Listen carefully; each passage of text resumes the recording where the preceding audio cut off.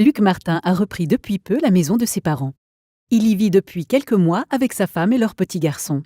Ils apprécient beaucoup leur nouveau logis, mais souhaitent procéder à quelques transformations pour mettre le bâtiment au goût du jour.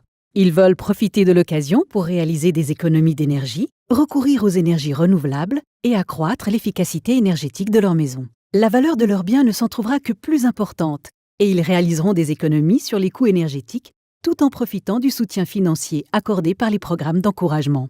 Le couple s'est penché de manière approfondie sur les conditions de subventionnement de leur nouveau canton de domicile. Luc et sa femme ont tout d'abord bénéficié d'un conseil énergétique professionnel prodigué par un expert CECB. Cette étape les a aidés à identifier de nouvelles possibilités d'amélioration pour leur projet. Ils sont ainsi parfaitement préparés pour la modernisation énergétique de leur bâtiment. Quelques mois plus tard, le projet de transformation est déjà très concret et sa planification est terminée. Luc souhaite maintenant soumettre lui-même la demande d'encouragement. Un soir, après avoir rassemblé les plans, les descriptifs de construction et toutes les annexes de la demande, il s'installe tranquillement devant son ordinateur pour soumettre une demande d'encouragement via le site internet leprogrammebâtiment.ch. Après avoir sélectionné le canton dans lequel se situe le bien, Luc accède à un aperçu des mesures encouragées dans le canton en question. D'un simple clic, Luc se trouve sur le portail de gestion des demandes du canton. Il peut alors commencer à saisir ces données. Il doit tout d'abord créer son compte utilisateur pour se connecter de manière personnalisée sur le portail de gestion des demandes. Une vue d'ensemble offre en tout temps à Luc un aperçu complet de la situation. Il poursuit le processus de saisie sous l'onglet « Requérant » où il complète et enregistre ses données personnelles ainsi que les coordonnées des personnes impliquées dans le projet. Les contacts ajoutés se trouvent maintenant dans le carnet d'adresses. S'il le souhaite, il peut les consulter, les modifier ou les supprimer. Dans l'onglet suivant, intitulé « Bâtiment », Luc insère des détails tels que l'adresse, le type de propriétaire, ainsi que le numéro EGID ou de parcelle de l'objet concerné. Une fois cette opération terminée, il confirme ces données en cliquant sur « Sauvegarder ». Le bien immobilier est maintenant répertorié et peut être consulté, modifié ou supprimé à tout moment. Luc poursuit avec le dernier onglet intitulé « Vos demandes ». D'un clic, il parvient au cœur de la plateforme, le processus de la demande. Sous la rubrique « Propre aux mesures », Luc choisit la mesure d'encouragement que sa famille prévoit pour leur maison, à savoir l'isolation thermique de la façade. Luc doit soumettre une demande séparée pour chaque nouvelle mesure.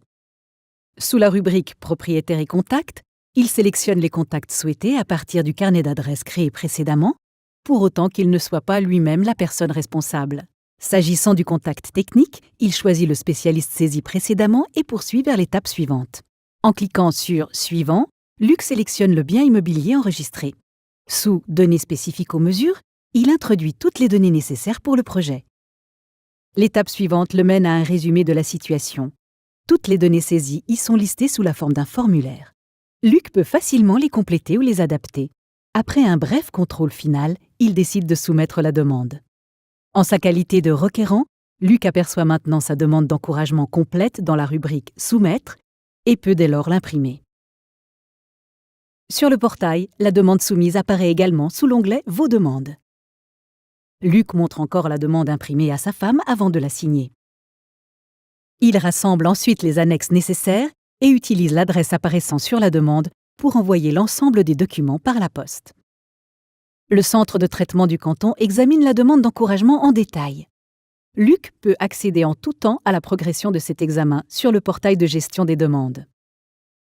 Dès que la contribution d'encouragement est octroyée, la famille Martin reçoit la bonne nouvelle par courrier. Les travaux de rénovation peuvent maintenant commencer. Ils progressent ensuite très rapidement. Bientôt, le nouveau foyer des Martins arbore non seulement une meilleure isolation thermique, mais présente également une meilleure performance quant à l'efficacité énergétique. Une fois la rénovation achevée, Luc s'installe encore une fois brièvement devant son ordinateur et se connecte au portail de gestion des demandes. Sous l'onglet « Vos demandes », il clique sur le petit drapeau qui est désormais actif. Pour générer le formulaire d'achèvement relatif à la subvention, Luc clique une nouvelle fois sur le formulaire de demande, comme lors du dépôt de la demande, et complète les éléments nécessaires, y compris les données bancaires. Il imprime le formulaire d'achèvement et l'envoie par courrier, annexe incluse, au centre de traitement du canton. Le formulaire d'achèvement est examiné et dans la mesure où les conditions d'encouragement sont respectées, le montant d'encouragement est versé sur le compte des Martins. Simple et durable.